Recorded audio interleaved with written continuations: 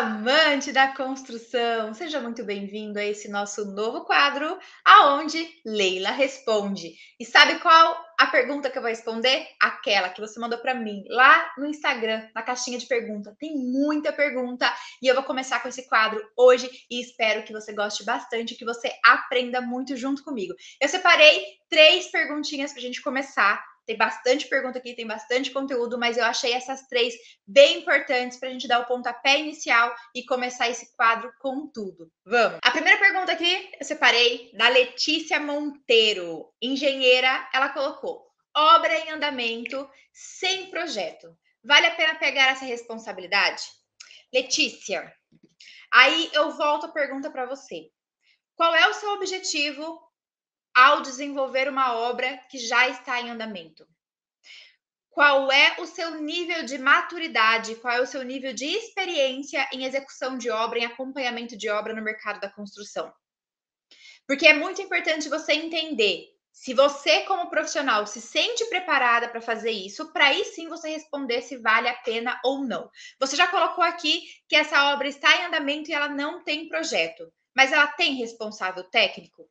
Mesmo que não tenha o alvará de construção, mesmo que não tenha projeto, existe um engenheiro, um arquiteto, um técnico, um tecnólogo que está acompanhando a execução dessa obra e você consegue fazer a substituição de profissional, mesmo que não legalmente, dentro da burocracia? Vamos lá. O que acontece quando você inicia uma obra e não vai concluir essa obra? Ou porque teve algum desgaste com o proprietário da obra ali, com o cliente, ou porque você vai precisar fazer uma viagem, não vai conseguir acompanhar. Existem vários motivos que a gente consegue justificar e é comum acontecer de um profissional começar e ele não terminar, tá? É comum isso acontecer no mercado, não é nada fora do normal. Pode sim acontecer. O que a gente precisa fazer é substituição de responsabilidade técnica, dizendo que do ponto A até o ponto B, que é o ponto B onde a Letícia vai pegar, existia um profissional, vamos colocar aqui, por exemplo, se fosse a Leila, e a Leila está passando a responsabilidade técnica agora para a Letícia. A Letícia precisa verificar tudo que a Leila fez, porque ela vai assumir essa responsabilidade técnica. É feita a troca de ART, no caso de duas engenheiras, né? A troca da responsabilidade técnica, seja ART, RRT ou TRT, que vai acontecer dentro da prefeitura diante de todo o processo que emitiu o alvará de construção, e a partir dali a gente entende que a Letícia fica responsável e ela vai analisar, conferir os projetos, verificar se o que a Leila estava fazendo realmente estava certo. Agora, partindo do ponto que não existe um responsável técnico para te passar essa informação, não existe um projeto ou os projetos, né, do fluxo de um projeto para execução e acompanhamento de obra para te dizer se o que está feito ali, principalmente a parte que está enterrada, que você não consegue visualizar, se aquilo ali foi feito da forma correta, atendendo o dimensionamento de segurança, que atende às normas para que você possa dar continuidade. Porque imagina, a partir do ponto que você der continuidade ali do ponto B para frente, você garante que você está fazendo certo, mas você não sabe se o seu certo vai ter uma fundação para suportar. Então é muito complicado quando a gente fala em assumir uma obra que não existe profissional técnico, não existe projeto e você vai ter que fazer uma investigação para verificar se aquela obra ali suporta ou não a continuidade. Vale a pena? Vai depender do seu nível de maturidade profissional e de quanto o cliente está disposto a investir, porque você vai precisar fazer todo um diagnóstico para entender o que já foi feito, se suporta, você vai fazer um levantamento da construção existente, vai fazer agora os projetos para conseguir dar continuidade. Então, é um valor mais alto do que se ele tivesse feito o projeto do zero, por conta de toda essa investigação que vai ser necessária, mais um levantamento dos projetos que deveriam ser feitos desde o início.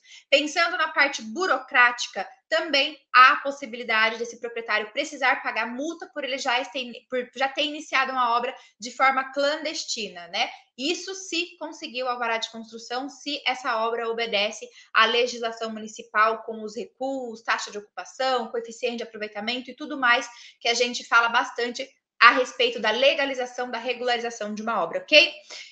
Falando de mim, Letícia, no meu ponto de vista, eu, como responsável técnica, não assumiria, nunca assumi e não assumiria uma obra que já foi iniciada por uma outra pessoa sem responsável técnico, somente pelo mestre de obras ali ou pedreiro, e de repente a obra foi embargada, ou de repente a pessoa percebeu que não estava ficando do jeito que ela queria, aí ela quis começar um projeto. Eu nunca fiz e eu não pretendo fazer, justamente porque eu acho um desafio uma responsabilidade, um desafio muito complexo, que não vai me trazer tranquilidade, porque eu não sei o que foi feito ali. Mas esse é um pensamento meu. Eu conheço vários colegas, inclusive passo para eles quando essa situação aparece.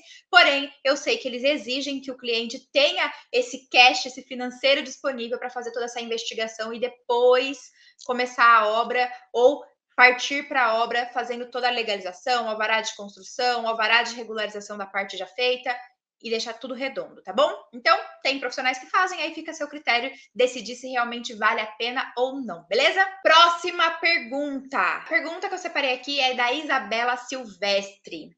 Estou começando na área de regularização de imóvel. Qual tipo de responsabilidade técnica que ela coloca RT?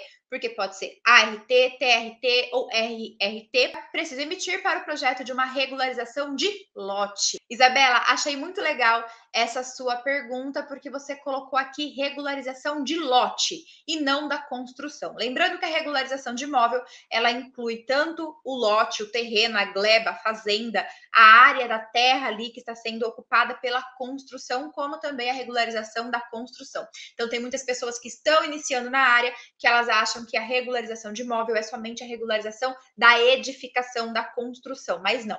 Então, a Isabela colocou bem pontuado aqui, achei bem legal. Isa, o que é que você vai fazer nessa regularização de lote? Então, eu separei aqui para te listar essas opções, podendo haver outras opções, mas é importante que você identifique. É uma uso capião? Então, o proprietário, a pessoa que mora naquele terreno, ela quer comprovar a propriedade, ela vai fazer um processo da uso capião. Então, nós, responsáveis técnicos, vamos entrar com a regularização para auxiliar o advogado a fazer o processo da uso capião. Então, na nossa responsabilidade técnica, nós iremos colocar atualização cadastral. O que é que você está fazendo? Você está atualizando os dados daquele lote. Ele pode ter matrícula ou não ter matrícula. Então, você está fazendo o quê? Uma atualização cadastral. Lembrando que esses nomes que eu vou colocar aqui para vocês, dependendo de qual for o seu conselho de classe, por exemplo, eu estou dizendo que o meu CREA é de São Paulo.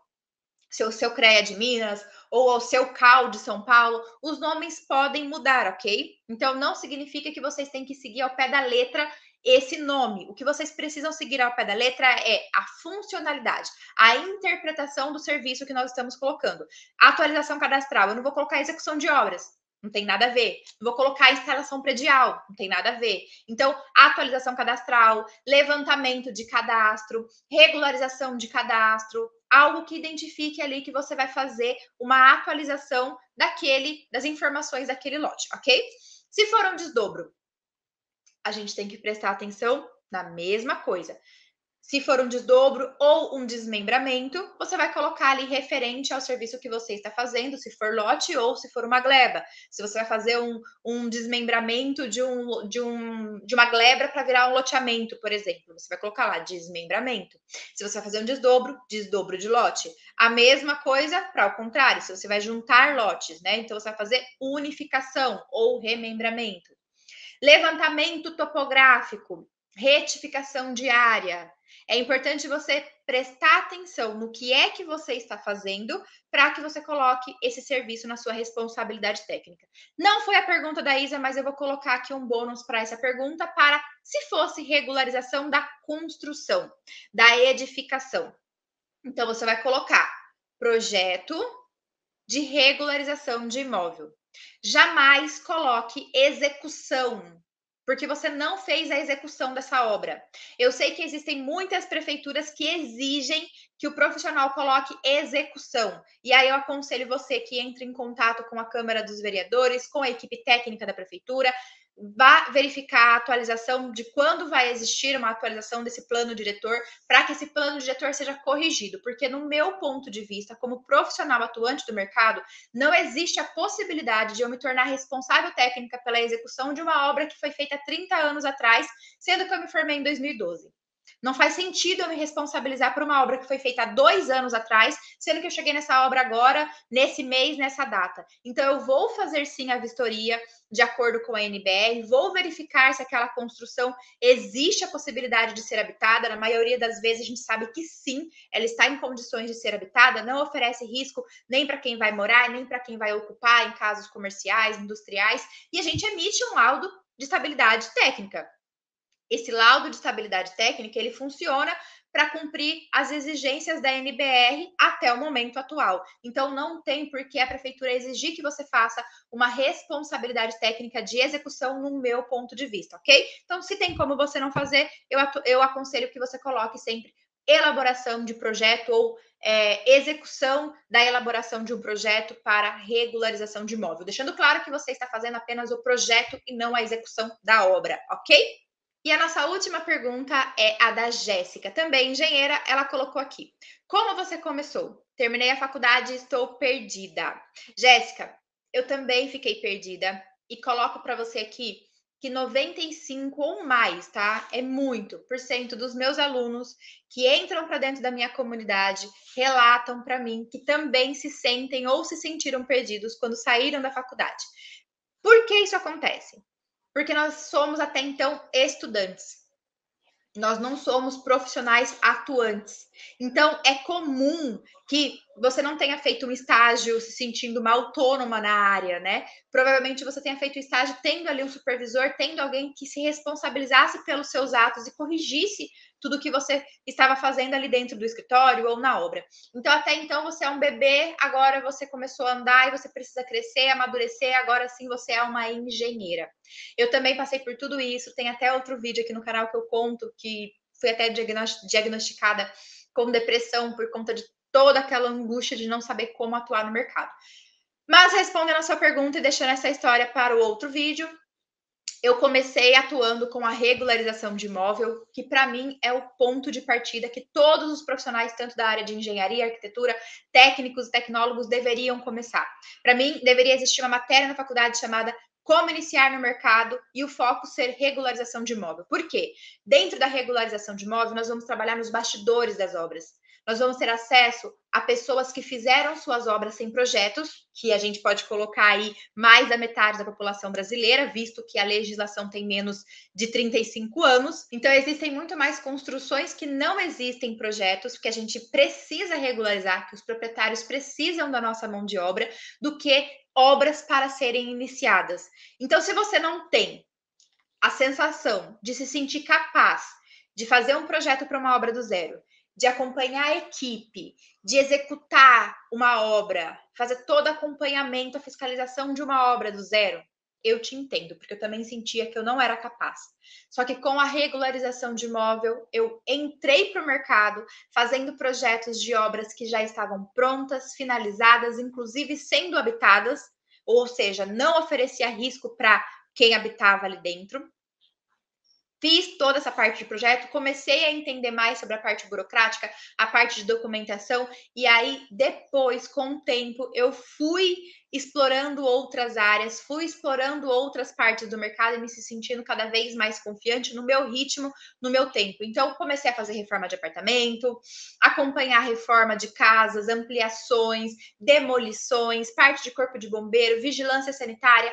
Hoje o meu foco é exclusivamente na regularização de imóvel, porque eu me descobri, é a área que eu amo, é a área que eu mais gosto de atuar, mas até que eu pudesse dizer que eu experimentei um pouquinho de tudo para dizer que é a área que eu amo, eu consegui ter coragem e muito mais do que só a coragem, me sentir capaz e fiz todos esses outros trabalhos para depois voltar e falar, não, é regularização de imóvel mesmo que eu quero, vou focar na parte residencial e comercial, então exploro tanto a parte de prefeitura, corpo de bombeiro, vigilância sanitária e cartório de registro de imóveis. Foi assim que eu comecei, espero que eu tenha te incentivado, espero que eu tenha te respondido também. Gente, beijão, a gente se encontra no próximo quadro Leila Responde. Não se esqueça não de deixar suas perguntas lá para mim nos stories, na caixinha de perguntas, para que você tenha sua pergunta respondida aqui em vídeo na próxima oportunidade. Tchau!